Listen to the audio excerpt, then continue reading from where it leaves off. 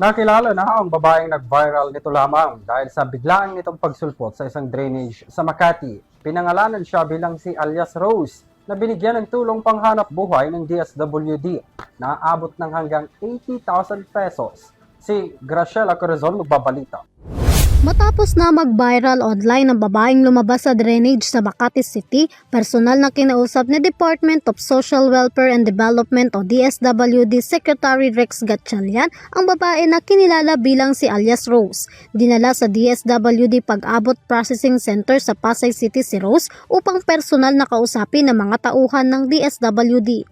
Ayon kay Rose, hindi raw ito basta-basta pumasok sa drainage. Sinabol lamang raw niya ang maliit na blade cutter na nahulog sa kanal na mahalagang gamit daw sa kanyang pang-araw-araw na pangangalakal ng basura.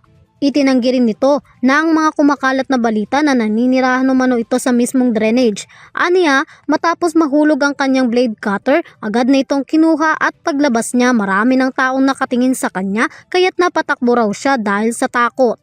Pangongolekta at pagbebenta ng mga recyclable na basura ang tanging pinagkukunan ng hanap buhay ni Rose. Bilang tugon, tiniyak ni Gatchalian na alinsunod sa utos ni Pangulong Ferdinand R. Marcos Jr. maglalaan ang DSWD ng tulong pangkabuhayan para rito na nagkakahalaga ng 80,000 upang makapagsimula at makapagpatayo siya ng sarili nitong sari-sari store. Sinabi pa ng kalihim na hindi dapat sa kalsada nakikipagsapalaran ang mga kababayan natin para lang mabuhay. Kaya naman personal na nag-abot ang ahensya upang bigyan ito ng maayos na mapagkukunan sa araw-araw. Para sa EuroTV News, Graciela Corazon sumasaludo sa bawat Pilipino.